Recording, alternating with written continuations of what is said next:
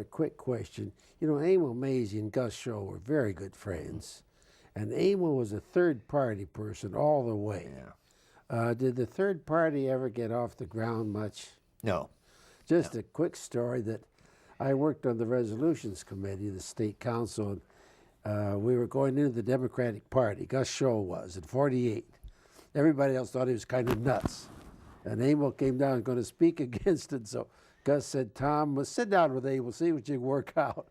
So we worked out the resolution. It's all right to go in the Democratic Party, but we got Emil's language for this election only. And if you check the convention proceedings, but I think there was an example where two people were very good friends, and even though they might differ theoretically on something, they managed to work out their differences. Was Gus involved in the Michigan Commonwealth Federation? No, no. What he did, he had a poll made. He had a sociologist make one, and what was the fellow ran on that third-party ticket? And he said if he got 1% of the vote, he'd support him. Well, Gus was a very pragmatic. Yeah, I thought for a while I thought Michigan. What do we call it? Michigan. I think it's the Canadian term, Commonwealth or something. Yeah, Michigan. Yeah.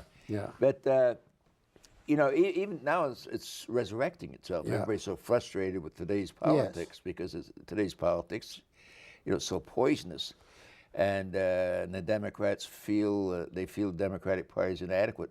So now there's some people in the labor movement that are raising us in the meeting in New York last week. We're director of the communication workers, you know, big powerful union. It's a good union. He's in a good union. He's a third party person. Well, I teach election law part-time at Cooley, and I had the students read the Lincoln Douglas debates and then the 30-second sound bites and say that we made progress. So we're about to wind up, Doug. I just want to know if you can be in a little more positive tone on what you think is going to happen, or do you want to, you and I both been through the same history pretty much. I think you know, the immediate future, it looks dismal because you lost an election on November the 8th. Yeah. But my view, you know, I have an abiding faith in the democratic process.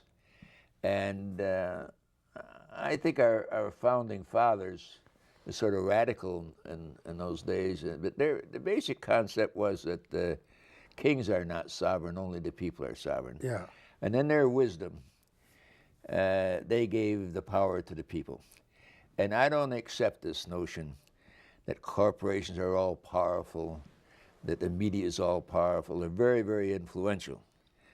But the ultimate power is in the hands of the people. Now, what and if the people would just exercise that power, we'd begin to solve all of our problems. Now, what about the religious right? Say they're going to take back precinct by precinct. That's certainly their democratic right to do that. Yeah, and I think they're much more potent than they've ever been in our lifetime today. Yes. I think, I don't know if they've reached the peak. I hope they have. But I think they represent a destructive force in the American political scene. They have a right to do it.